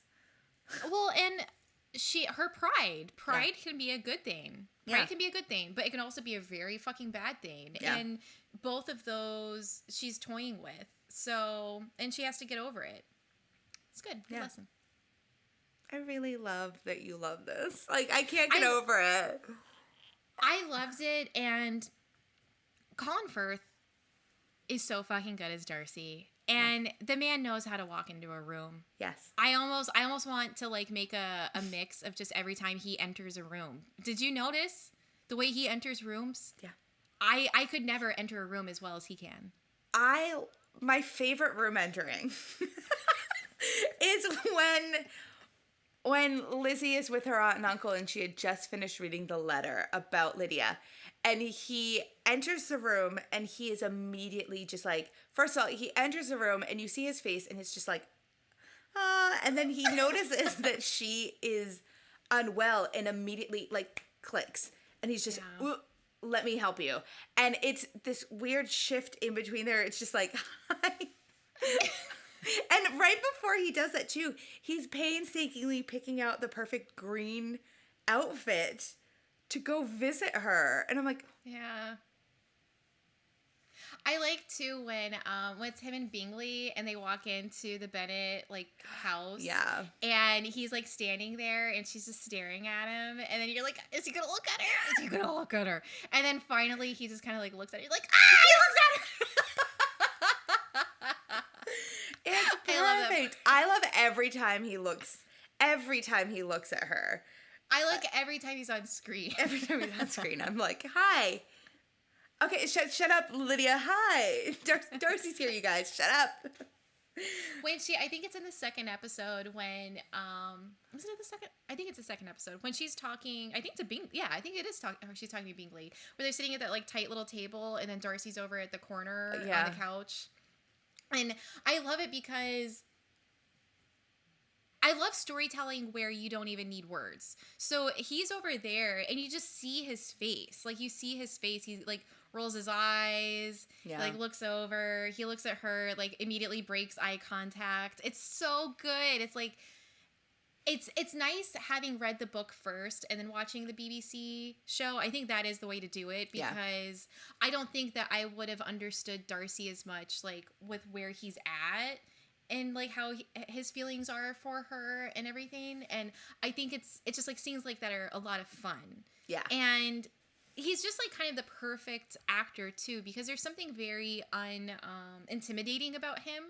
There's something very just like, I don't want to say average. That sounds like an insult. It's not an insult. It's just very... He's unassuming. Unassuming, yeah. Yet moody, and the way he's done up with like the little chops and the hair, and he's got this cute little chin. I don't know. It's just perfect. The whole look. Everything about it is perfect. Yeah. I could never imagine anyone else. Like, I have seen numerous versions of Pride and Prejudice. But I'm always like, oh, it's not Colin Firth, so I don't know and understand. I don't know what we're doing here. I don't get it. You could have asked him. He probably still would have done it. But there's just something about him that is, and I think it's because he's not scary when he's aloof. You know, like there's a lot of other actors who, when they're being kind of like standoffish and, you know, they're just like being like moody, you get kind of like it's almost like a tough, scary vibe to them. Whereas Colin is the type of person to be able to pull that off without bringing the fear to it. Like he's moody, but he's not like, you know, Christian Bale, third Batman moody. Do you know what I mean? Like I'm not worried he's gonna like punch a car. Like he's just going, like he's just trying to be himself without letting anyone know what's really going on. And he does that so well. Yeah. He's just so good. Hey, he's just so good. Give him all. Can we give him an Oscar for this? Like it was on TV. He's so good, and I talk about this a lot, where sometimes I think a magic happens when casting is perfect. When you've got an actor who is good and then just flawless casting, and he really owns this role. It's just as hard to, it's sort of like when we talked about Willy Wonka and Gene Wilder. Yeah. There's a magic that happens in it. And actually, now that I sit here and think about it, they have similarities, even down to the like curly hair. Yeah. Like just like a very unassuming person, but with all the BDE in the world. And like it doesn't really matter. Like just them in the room, there's a magic to them. And with Colin Firth, like it's I really liked What's His Face in the Keira Knightley one when I watched it. And now whenever we get around to rewatching it, I don't know how he's gonna compare, because Colin Firth is so good. You know, I liked Keira Knightley in her version, and could you imagine if we had Colin Firth's Darcy with... I know. I don't think you could... The reason these had to be set so far apart, and besides the fact that Keira Knightley wasn't like an adult when this one came out, the reason is because things would be set on fire, the world would end. It was just too perfect to put on screen. Now... See, and I know that you've got feelings about Love Actually. I watch Love Actually every single year to begin the holiday season. Yeah. This is going to be a different viewing this year. You're going to see him, listen, you're going to see him in a whole new light. That is probably the only part of if I could edit Love Actually and only keep in his part and the part with the porn stand-ins. I love them. Those are the only parts that I'm like, this is the best part of the movie. Like, I'll ignore everything else that's going on. And then, and the guy who goes to America because he wants he wants to like lose his virginity. Those three storylines can stay. See, I agree. I would keep those storylines and also all of the other ones. So you would just keep the movie as is. Oh yeah, I guess so. When you put it like that. Okay, yeah. Now I'm intrigued for you to honestly rewatch Bridget Jones. It's so soon. I just saw it. No, I know, but now that you've seen him as Darcy, and now that you've read the source materials, it just heightened. Like you weren't the biggest fan when we did that episode, and I think that I don't think it's going to change your mind on it, but you're going to see his character differently in the way he does everything, because it's just so Mr. Darcy. But I feel like I liked it because I actually felt a little bit of a Bridget Jones echo at the very end of this movie, because they have this really cute scene that is a little different, but I'm fine with it. It's when they get married and it's the double wedding, and it's very Gentlemen Prefer Blondes at the end. And then they are in the carriage and they kiss. And I just thought of the very last part of Bridget Jones when she's like, you know, nice boys don't kiss like that. He's like, yes, they fucking do. And he kisses her. It's the same. It's the same vibes.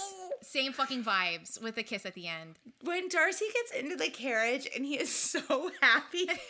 I know. I'm so happy.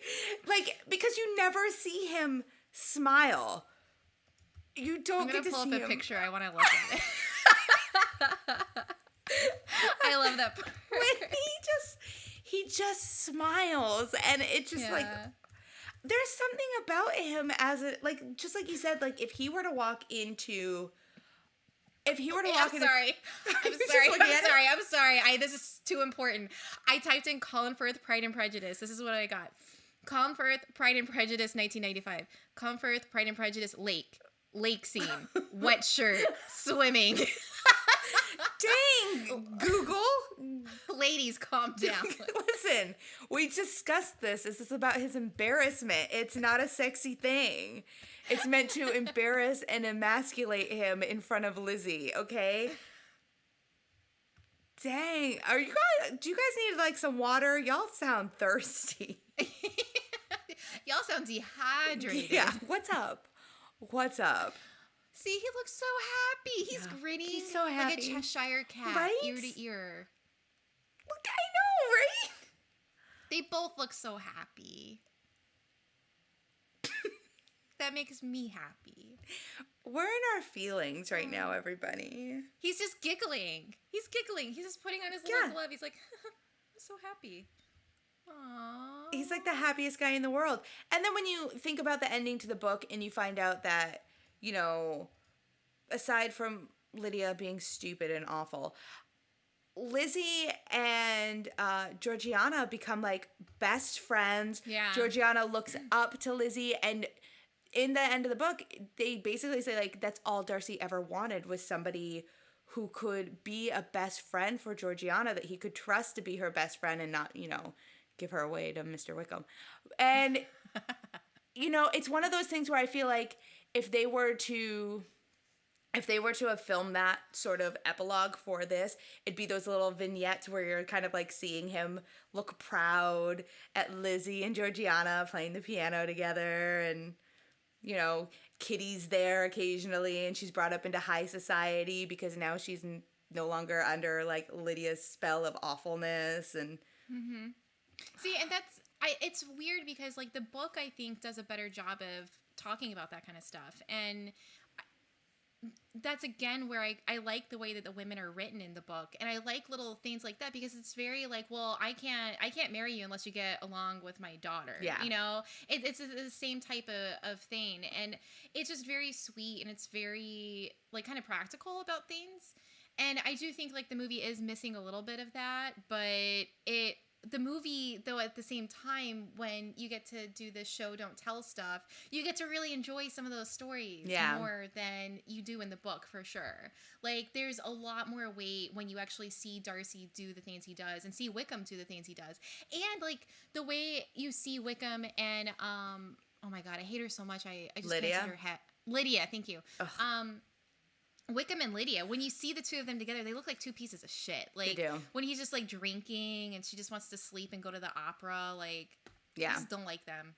I mean, her running away outfit, ugh, gross. Yeah. If you're gonna run away, do it in style, okay? Yeah, you don't need feathers. You want to be inconspicuous, and she looks like Big Bird. Like, hey, everybody, I'm running away. I feel like it's very like Restart Our Flag Means Death. Like, hello. Yeah. You know what I mean? Like, she's just like, This is my running away outfit, and then there's like a comically large like stick with a big like handkerchief at the end. Put it over. Don't look over here. We're just running away. Leaves breadcrumbs. Yes. She leaves an exact map. Oh, this is where we will be on Tuesday at 9 a.m. But by a curriculum. Yeah, like everything's there. Like, girl, feathers for a running away outfit, really? Oh my goodness. I'm so glad you liked this. I loved it. I thought it was really good. And like I feel like I watched it on in a good way too, because basically the first, I think, 3 episodes I watched over like the week, you know, and then I left the last 3 and I just watched them all. When we figured out when we were recording, I was like, I'm just gonna watch them all together, and I watched them all together yesterday, and it was like storming outside, and I had like tea, and I had like blankie damn good. Yeah. So good. You were warm Everybody and needs fuzzy that in afternoon. and out. Yeah. Yeah. So good. And these episodes aren't that long. No, and it's not slow either. Yeah. Like, I feel like Pride and Prejudice and Jane Eyre both are the ones that guys kind of like roll their eyes at with chick lit, but it's interesting. Like, it's good. It's, Yeah. oh, eat shit if you want to talk crap about it.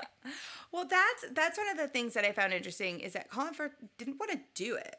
Yeah, He thought I it was did read like about that. He was like, I don't want to do something super feminine. That just doesn't feel right. And then he kept getting asked to do it and kept getting asked to do it and kept getting asked to do it. And then he finally read the book and realized that, hey, it's not. I think that's the biggest, like, the most common misconception with this is that it's just a super feminine book, and it's not.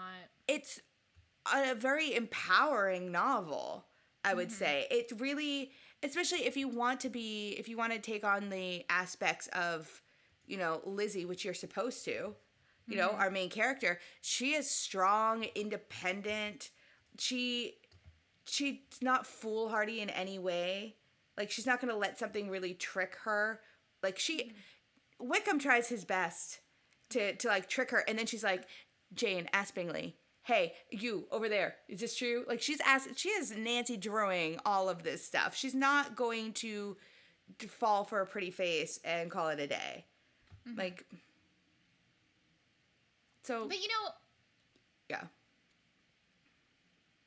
I feel like because of everything that happened with Wickham, because of Lizzie's disdain for Darcy, like, it turned each other on. Like, they both liked the fact that the other person wasn't immediately hanging off them. Yeah. Like, they both liked the fact that they weren't going to just kind of put up with things. Like, they were both challenging of each other.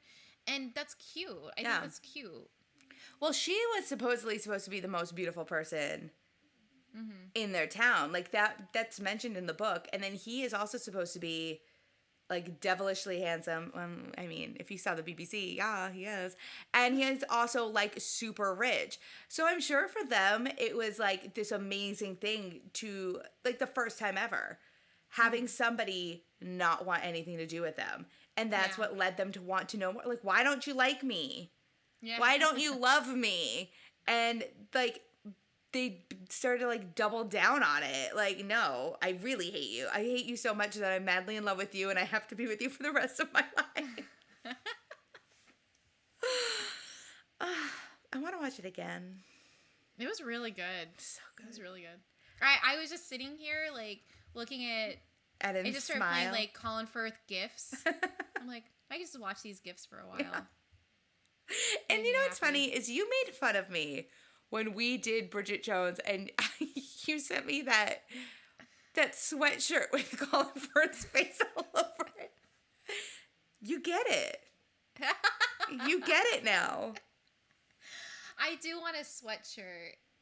I want with Colin Firth's face all over it. No, he's just so good. Yeah, he's so good. I like this type of guy. I like this type of romance lead more than the 2006 Matthew McConaughey blonde golden god beefcake. Like, I prefer this. But speaking of, I mean, think about, like, 10 Things I Hate About You. Oh yeah. Think about How to Lose a Guy in 10 Days. Wow, lots of tens. Okay. But tens across the board. No, but, like, so much of the later, rom-coms and everything, it's just Lizzie and Darcy all over again. Like, it's just the same thing, guys. But no, I prefer this type of romantic lead in my shit. Someone who's flawed. You can't have a perfect guy. There is no perfect guy. Mm-hmm. Like, it is physically impossible. Mm-hmm. I mean, Weird Science tried to create the perfect woman, and we all saw how that went out. But, oh my God, they should remake Weird Science, but girls trying to create the perfect guy. They should create a Mr. Darcy. I watched Weird Science for the first time, like, 3 years ago. That is a problematic as fuck yeah, it is. movie. Hi. Yeah. The 80s were a time when no one cared. I told you I've been watching Cheers. Like in every episode, Diane gets sexually assaulted. Yeah. Sometimes twice. Yeah. Every episode. Yeah. That's cool. Yeah, hey. Once again. Do you know about the 80s, Kristina? At least in Pride and Prejudice, like, yeah, the women don't have any rights and they're all part of the patriarchy and the beck and call of men. At least they're not getting raped constantly. At least not here. Yeah, that we've seen. That we've seen. I mean, Lydia does run off with Mr. Wickham, and who knows what happened. And Mr. Wickham does commit some possible underage crimes. Yeah. Okay, now that I've said it, I'm going to take that back. We're not going to talk about it. Anyways, maybe this is now a good time for us to shift into the book list. Oh, yeah, great. Yeah, let's ignore everything about Mr. Wickham and just go right to the book list. Bum, bum, bum. Oh, Lord have mercy. He knows how to wear a coat, so, you know what I mean? We discussed, we conversed, and the book list has changed. I'm pulling it up now. Sorry. So I'll go ahead and let you know that the first book is Colin Firth, Sitting by the Lake. Yeah. Oh, the second book is Colin Firth, Smiling at the Wedding. The third book is actually a strange compilation, and it's every time Colin Firth enters a room. Yes. And that rounds out the top 3. Anyways. Oh my goodness. Okay. The actual we changed some things. We changed a lot of things. Mm-hmm. We finally made some changes to this list, everybody. We did some late spring cleaning. Yes. Almost summer spring cleaning. It's June. Okay. As it stands today, we have Casino Royale, number 1. The Princess Bride is now number 2. Pride and Prejudice, number 3. Number 4 is Dr. No Means No. Yes means yes. The patriarchy has got to go. 5 is A Commitments. 6 is Cinderella / Ever After. 7, Willy William Wonka. 8, Bridget Jones. Oh, Colin Firth. 9, How Stella Got Her Groove Back. 10 is Mrs. Basil. And 11 is Still Hidden Figures. Yeah. Yeah, that's fair. This is a strong book list. It is a strong book list. How many more Colin Firth movies are there that were first books? Oh, we can find some. We should just do like a lot of Colin Firth. I've been asleep on Colin Firth. I owe him an apology. I should write him. I have a couple apology cards. I should write him an apology. Dear Mr. Firth. What if you wrote him and he wrote you back? I don't know what I would do. I would love, though, Carlos coming home. Hey, so you've got, looks like something from American Express, Bath and Body Works coupon, and fucking Colin Firth wrote you, so I'd like to hear about that. He starts acting like Mrs. Bennett and just rips the letter away from you. Exactly. Oh my goodness. Do you have any other Colin Firth related things you want to talk about? I think he's so good. And yes. I think that he's so good. And it's funny because I was, when I pulled up the show, I first pulled it up on Amazon by accident because I actually watched it, I think, on Hulu? Yeah. Yeah, on Hulu. And I got them confused, and I accidentally pulled it up on Amazon. Pulled up the cover of the DVD, which is funny because it's a DVD box, you know? And it just got, like, a nice little landscape up here, and then, like, it's, like, Lizzie and the giant Colin Firth on the cover. And it made me laugh because, and I hadn't started watching it yet, but I saw the DVD cover and I'm like, okay, so he's the attraction here. Not the main character, Lizzie. It's Darcy. And then I just watched it, like, yeah, I see why. Yeah. And honestly, I think a lot of that came out because of what people were saying about it after it aired. Because it would air, like, I'm pretty sure they aired, like, one episode a night, you know? One of those special things. And I'm sure that after the scene of him diving into the water, there was nothing anyone else wanted to talk about for the rest of their lives. Well, and like the diving into the water thing for me, it's not even like, for me, like in him, it's not necessarily about like, it's not just like the visuals of Darcy. It's the energy of Darcy. Yeah. It's just how he is, how he treats her, how like everything that he does, like that. It's just so well done. Yeah. And it's by way of Colin Firth. Yeah. If he has to be the vessel for this, I'm fine. He's the vessel. I'm fine with this vessel. By all means, vessel about. I'm fine with this. The fact that Colin Firth didn't want to do it and had to be talked into it is such a Darcy move. It is. It is very Darcy of him to be like, no. I don't want to do it. And then he finally caves, just like he does with his love for Lizzie. It was meant to be from the beginning. He had to get over his prejudice about chiclets. He had to get over his pride of being in a female-centric show. Therefore, he is the greatest Mr. Darcy. He is. He is. He lived it. He lived it so that we could enjoy this for the rest of our lives. I didn't know that he was in the Turn of the Screw. Right before he did. Check that out. Guess I'll check that out. I do know it's about a book. I think the King's Speech was also... don't make that face about the King's Speech. It was fine. You want to see a little cute, stuttering Mr. Darcy? With Jeffrey Rush. Yeah.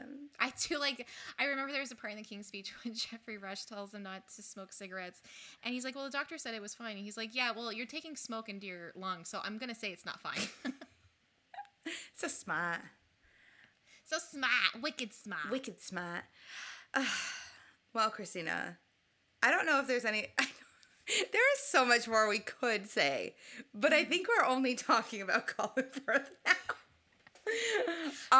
But here we go. Book or the movie? And by movie, I mean TV show.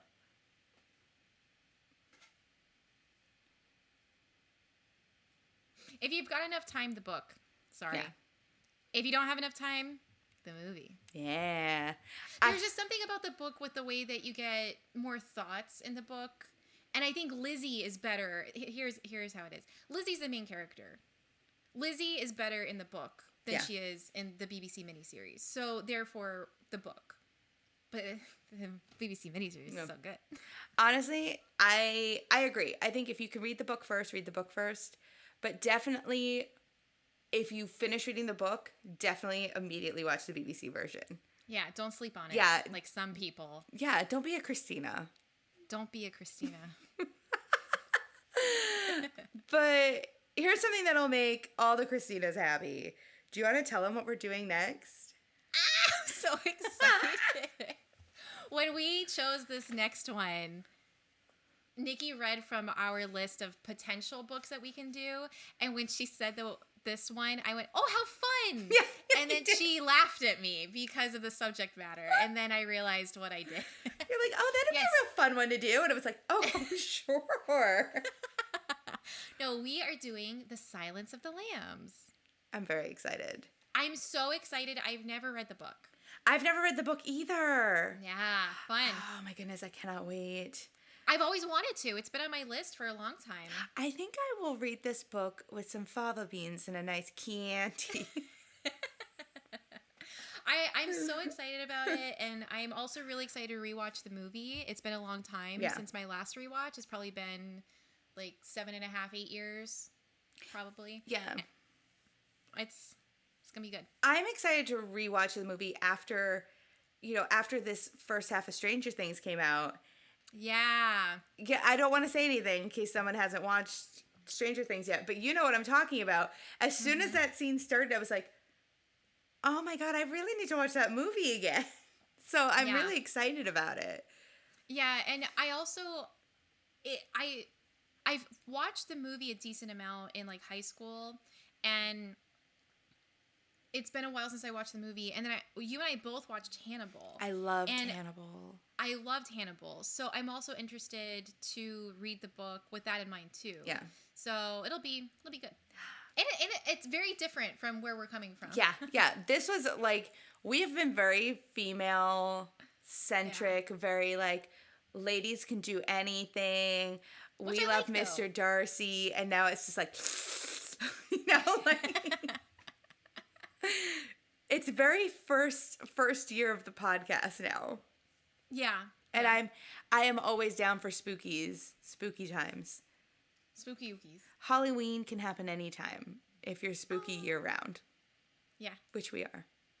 We are. Yeah. No, I'm super pumped. I'm super excited. I will. Jesus Christ. Oh, we have our video cameras on, and Kristina just... I made a mistake. I was gifted an Annabelle doll, and when I send Kristina a holiday gifts, Carlos always opens the box first, so I packaged up the Christmas presents to her, and I put Annabelle at the top of the box, thinking 100% he was going to open this box, and he was going to get scared by it, and then you didn't open the box until Christmas. No, then I opened the box on Christmas Day. I'm like, oh, how fun. I was 100% certain he was going to try and peek and open the box and just be like, whoa. The one time I tried. It's good planning, though. Good planning. Yeah. I really did it, too, where she's just, like, up at the top of the box, just, like, wide-eyed, like, But, yeah, Kristina just spooked me with her, so thanks.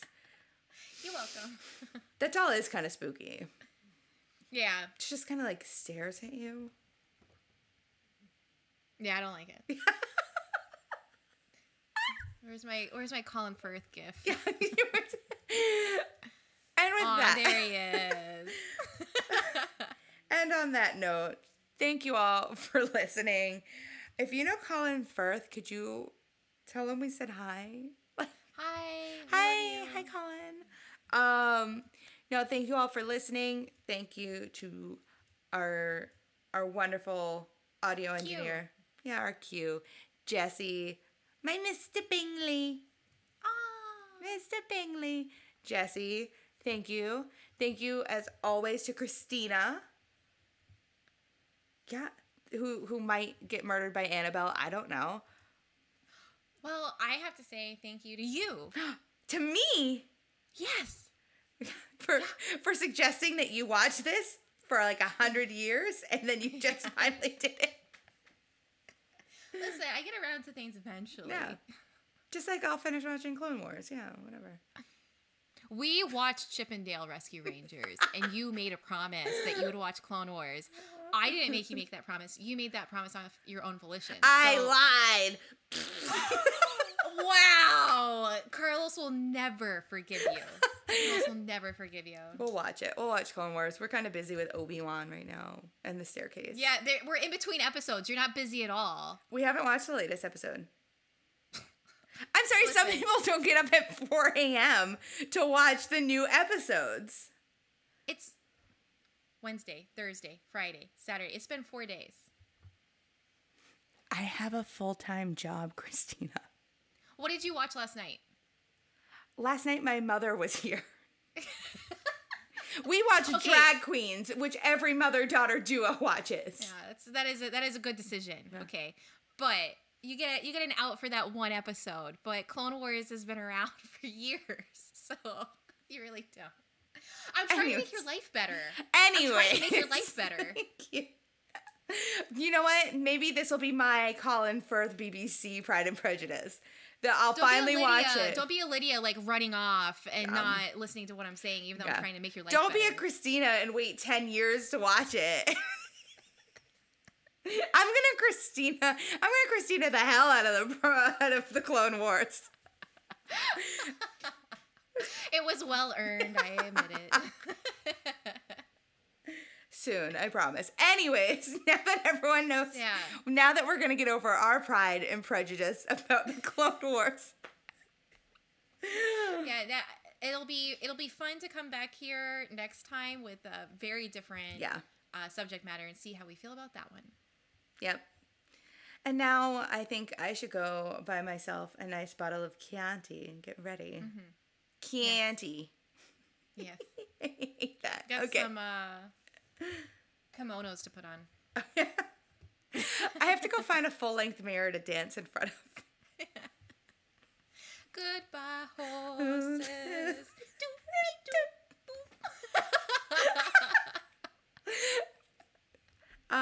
But until next time, put the lotion on your skin or else you'll get the hose again. Bye. Bye.